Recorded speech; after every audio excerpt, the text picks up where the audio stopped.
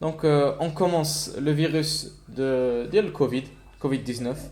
Donc, il est aussi appelé SARS-CoV-2. SARS-CoV-2, c'est le virus. Et le Covid-19, c'est la maladie. Donc, la nomenclature. SARS, comme on a vu, on lui a donné sa nomenclature due à la maladie qu'il cause. C'est une maladie respiratoire aiguë. Donc, voilà.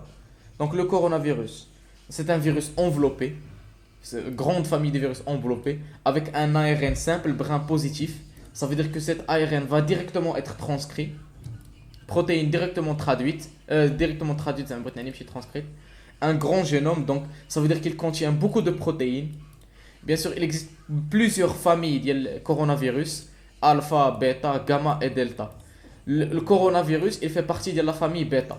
L'alpha, c'est des pathologies respiratoires généralement bénignes. Mais bêta, ce sont les pathologies sévères, comme on l'a vu, comme le SRAS, le MERS, et ensuite, aujourd'hui, de nos jours, on a le SARS-CoV-2. Donc voilà. Donc normalement, ce sont des zoonoses. Mais par accident, ils ont été transmis au niveau de l'être humain. C'est ce qu'on va voir. Donc le réservoir des coronavirus, normalement, il existait au niveau des chauves-souris. Bats. Et on suppose, il y a une théorie qui dit qu'il y avait un réservoir intermédiaire comme le pangolin qui a pris ce virus à partir des chauves-souris et l'homme il mange surtout au niveau de l'Asie, au niveau des pays asiatiques, Kamlin, il mange le pangolin. Donc après l'avoir mangé, ils ont attrapé ce virus. Il que d'autres exemples comme les MERS qui étaient par le jmel, le SARS par les civettes palmées. Ce sont des animaux qui ont joué le rôle de réservoir, de vecteur, qui ont transmis le virus à partir des zoonoses jusqu'à l'être humain. Parce que l'être humain, il les consomme. Donc la transmission du coronavirus, voici un schéma qui résume. Nous avons normalement le réservoir naturel, c'est les chauves-souris, et qui était transmis par un autre intermédiaire, notamment dans ce cas, on suppose que c'est le pangolin. Et à travers le pangolin, il a contaminé l'homme. Et à partir de l'homme, il a commencé à transmettre le virus d'une manière horizontale. Il a transmis beaucoup. Et la transmission est explosive. Parce que comme on va voir, le coronavirus, il a plusieurs capacités qui lui ont rendu transmissible, facilement transmissible, de transmettre d'un individu à un autre.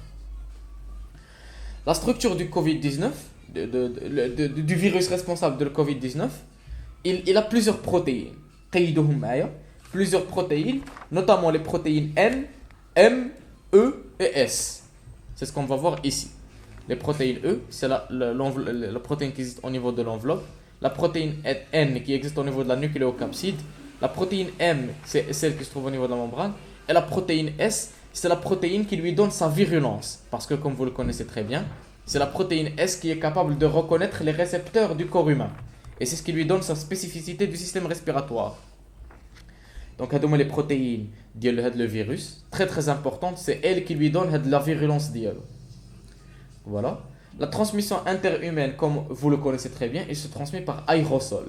Soit des gouttelettes ou bien aérosol. Donc, lorsqu'un individu il tousse, il éternue, il peut se transmettre à de longues distances. Soit il infecte directement l'individu, les gouttelettes, ou bien un contact direct, ou bien un contact indirect, par quelque chose en métal, un bout de plastique, etc. Parce qu'on va voir que ce virus, il peut vivre une longue durée au niveau des matériaux inertes. On va voir après. Donc, temps de survie sur les matériaux inertes, les vêtements, plusieurs heures, sur le bois, des jours, papier, des jours, etc. Le verre, métal, plastique, etc. Il peut vivre une longue durée au niveau de ces surfaces. Alors que la peau, quelques minutes. Donc, c'était un facteur qui a aidé le virus à augmenter sa transmission. Donc voilà, transmission par voie aérienne. Et il survit sur différents matériaux pendant une longue durée. Donc le récepteur du SARS, c'est l'enzyme de conversion en angiotensine 2. C'est un récepteur qui se trouve au niveau le poumon, le cœur, le foie, le rein et l'intestin.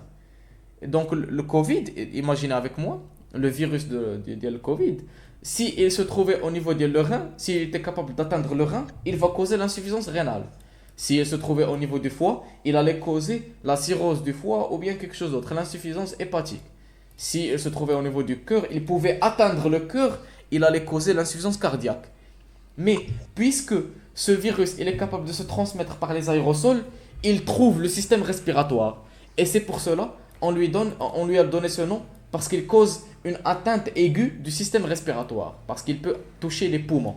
Donc il a bien sûr sa protéine S, le spike, qui est capable de reconnaître l'enzyme de conversion en angiotensin 2. C'est elle qui lui permet la fixation, interaction avec protéine spike, grande identité, etc.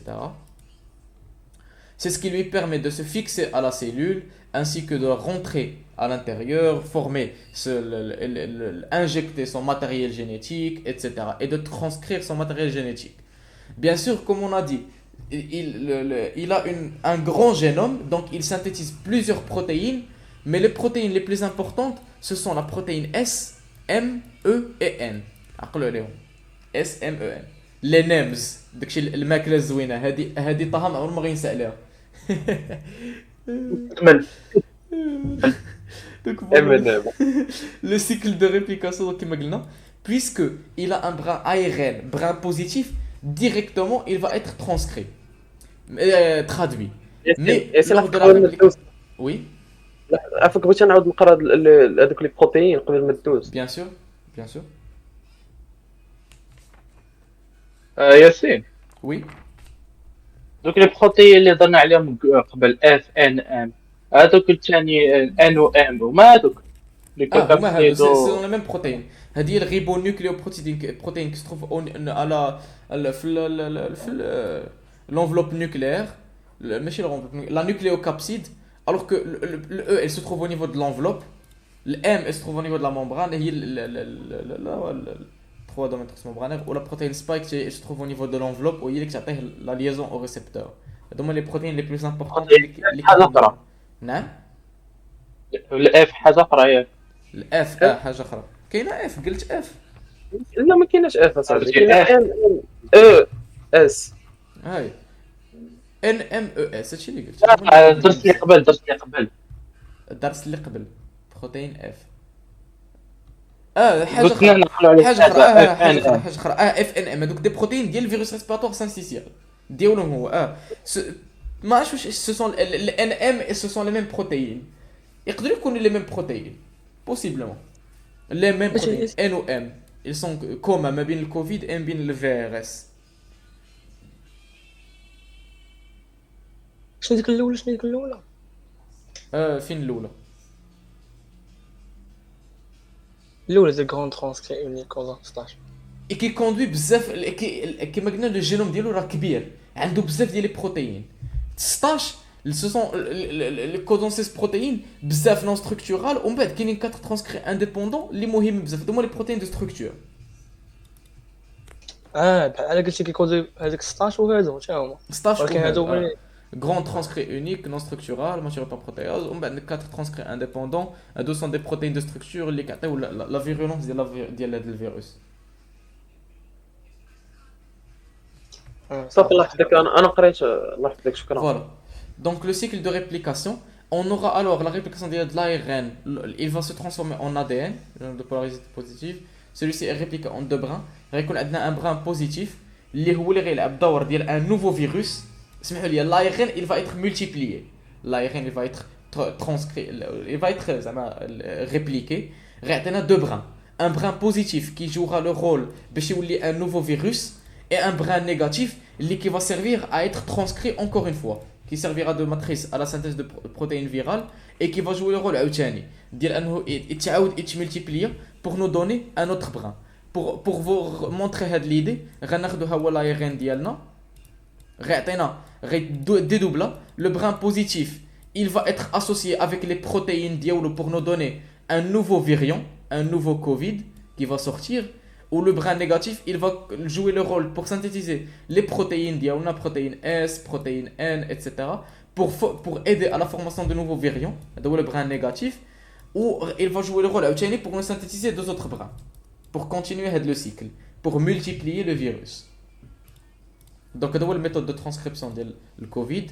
La situation épidémiologique, donc vous vous rappelez très bien.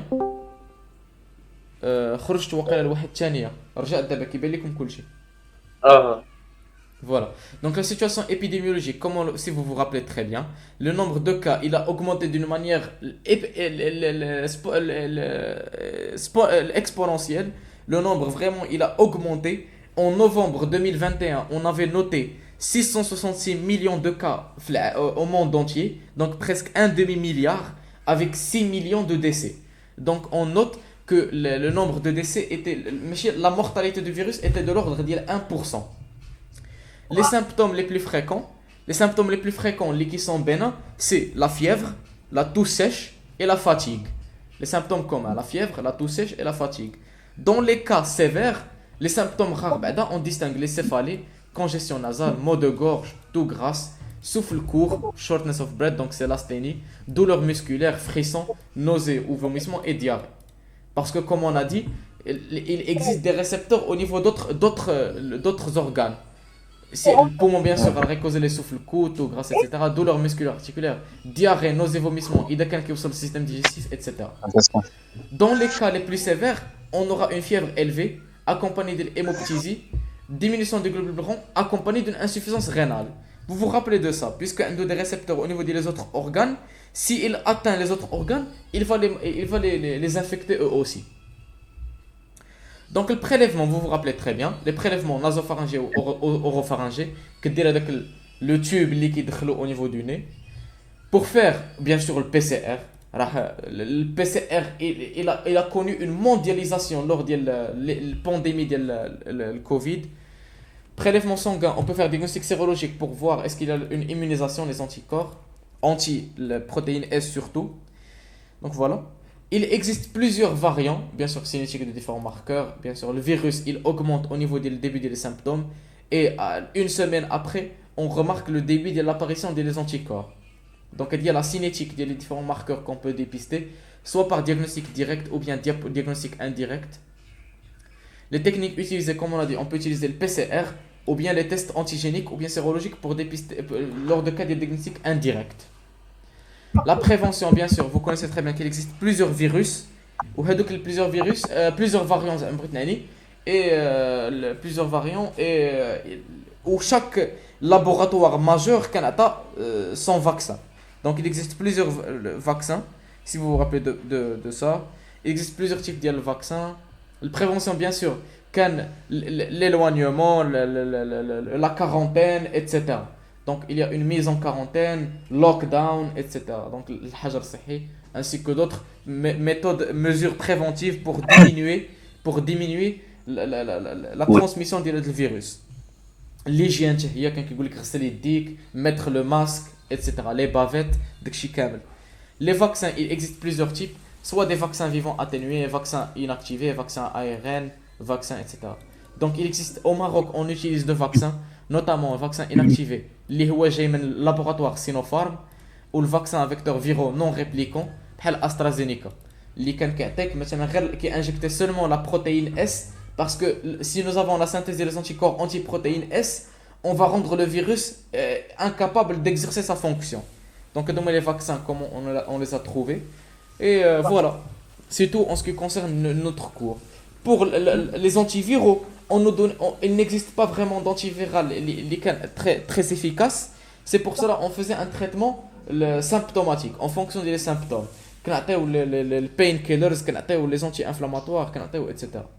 Ainsi que la chloroquine. La chloroquine qu'on utilise بزاف. Voilà, c'est tout en ce qui concerne le cours de le Covid. Ça va? Ça, Très bien.